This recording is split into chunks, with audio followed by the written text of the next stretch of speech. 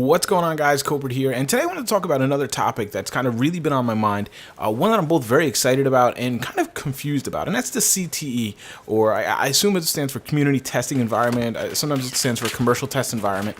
Basically, it's beta servers or test servers for us as the players to go on and play with, changes and fixes and tweaks.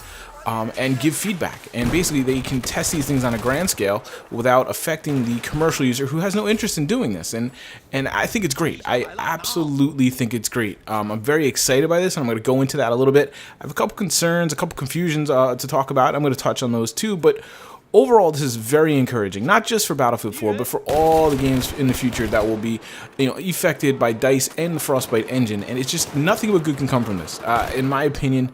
If they are serious about doing this, that has yet to be seen, but I have seen more indications that they are interested in doing it properly than they haven't. Now, I'm not going to talk nuts and bolts or my experiences on these servers because I'm not really sure I can. There's some kind of an NDA. I haven't really gone through the details of it, but I'm going to just talk at large about the program itself and my opinions on that and how I think it might affect some things. So when I talk about the CTE and basically why I think this is so good, it really comes down to that old saying that you can't help someone until they're ready to admit they have a problem. It obviously goes back to alcoholism and things like that, or any problem people are having. You cannot help them until they're ready to look you in the eye and say, there is a problem I need to fix. And this to me is a clear signal by DICE to signal that they have a problem, and they have a very big problem, and that's QA, quality assurance. And it's been terrible. It's been a train wreck in Battlefield 4, and things need to change there. I'm not calling for anybody's jobs or anything like that, because I don't think it's on any one person or even one department. I think it's just a lack of synergy between departments and communication and things, but something has to change, and I think this is a clear signal of that change, and I think it's great.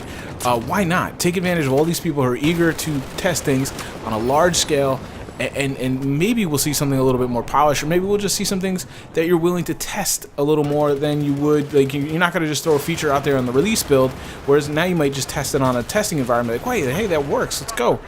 Just a couple things that seem to have bubbled up now since they've just done this, and what's it been out, a week? The triage system, if you're not familiar, Luton did a video on this. This has been around for a long time. I've seen this since Battlefield 3. Great idea. It's a little timer around the revive icon on your screen. It lets you know how much time this guy has before you can't revive him. We've all done it. We've all run over it, gone for the revive, risked our own lives, and the guy disappears at your feet as you're ready to hit the button. So this is something that they've said they are going to be adding, which I think is fantastic, and it's a very good indication that these guys are taking this seriously. They're taking feedback seriously. I've also seen recently that they're going to be reducing their screen shake, which I think is good too. I do like a little screen shake, just like I like the suppression. I do feel like it adds to immersion and stuff. I think screen shake isn't necessarily the problem. I think the explosive spam is more the problem, but they have this kind of refusal to address that explosive spam. But if you can't do that, then at least reduce some of the screen shake, because it can be too much, especially on big game modes. If you're like me and you like to have your belly on the ground around objectives, it just becomes unbearable to play almost. So that's another positive, and I love that. And one thing I will talk about in my experience on the CTE, the one thing that really stood out to me is, as I'm on these servers, I'm playing with DICE devs. This isn't just some Wizard of Oz behind the curtain. They're in there playing with you. I had them in my squads. We were interacting. They were playing. They were decent players. They were communicating in chat. It was quite wonderful, honestly, and it's something that I really wish Battlefield 3 and 4 had done from the start. I understand it's hard. It's hard to monitor the servers at large, and the communities become a bit toxic. I'm not going to get into that. It's another video for another day. But it was really quite refreshing to see DICE people, representatives, and these were names I recognized, and they clearly were, and to give feedback back and forth, and they were interacting. It was great. It was great in that sense. So I do see an earnestness in DICE to actually try to fix the problems, which I was a little leery of. I wasn't sure about that to begin with. I wasn't sure if this was just going to be kind of like a marketing thing. Like, here we go. Yeah, we're really working hard to fix your game. This is more a collection of data for future games, but let's let you guys think that Battlefield 4 is going to get fixed. But now I'm a little more confident because I've seen them make tweaks. Apparently they've upped the bitrate, or I don't know. I'm using the wrong term there. I'm drawing a blank on it. But, it's tick rate. That's the word I'm looking for. They've tweaked that up. I haven't seen that. I tried one night. I haven't tried it since. But they're trying to make changes, and that's great. And if nothing else, they're listening, and I'm encouraged by that. Now, a couple of concerns I have: how is this going to help consoles? Specifically, something like the triage and the screen shake. Yes, that absolutely will. But the core issue here is the netcode, and I think the big thing they are checking with this CTE environment is the tick rate. They're upping it apparently to 30 from 10, as far as I understand. So it's quite an increase. Hopefully, as far as I understand, it's like a proximity prioritization. So basically things that happen around you are going to be prioritized to refresh faster. In essence, we could see some funky things as far as like sniping, where you're long range and things around you are going to update quicker, whereas that guy at further range might not. So, but hey, if I have to sacrifice a little sniper accuracy to get my game to work better close to me in closer modes and my proximity, I'm all for that. But I don't understand how these tick rate things are really going to affect the consoles, because as far as we understand, the consoles are what kind of hamstring this tick rate and this net code, if you will. So I'm a little skeptical there. I mean, even if they hit a home run on a CTE and they figure it out and they find this magic tick rate and suddenly all the problems are relieved, I don't believe that. But let's just say I don't see how that's going to translate over the consoles. I don't see how it's really going to do anything for consoles, to be quite honest. But it is good to see that things like the triage and screen shake reduction might actually be things that are pertinent to consoles and can actually be transferred over there and improve your experience, guys. And I'm encouraged by that. I did hit on this a little bit. I think this is, as much as it is about fixing Battlefield 4, and that's what they're going to say, I think this is clearly about gathering data and analytics for future games. It's no mystery that Frostbite engine is the baby of EA, and they want to build all kinds of other games on it.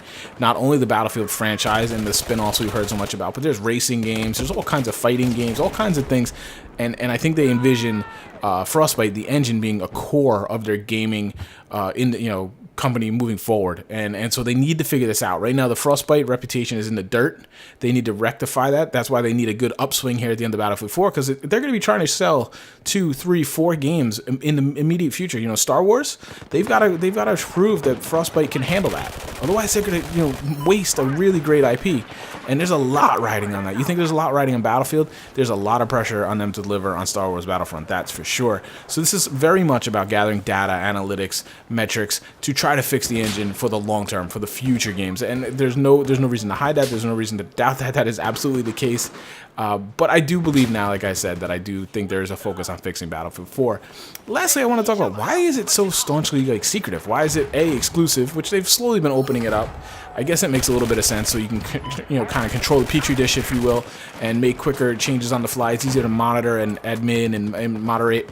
Like I said, they were on the servers playing with people, getting that first feedback. And if you opened it up to 100,000 people, that wouldn't happen. So it's like, okay, I can go for that.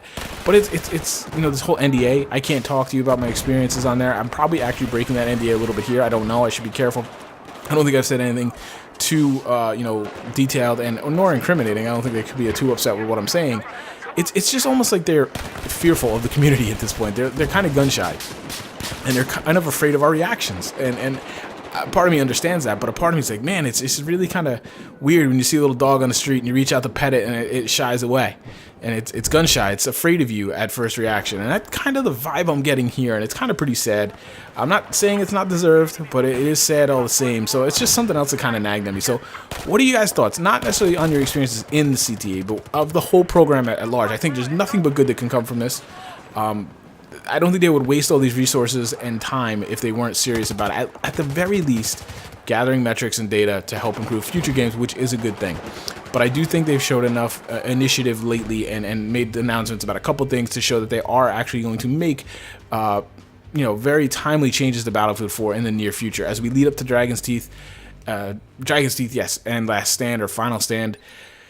And I think we will see improvements for this. Will we get where we want to be? I don't know. Time remains to be seen on that. But let me know what you guys think, guys. Otherwise, enjoy your day. I hope you're having a good one, and I'll talk to you soon. Take care.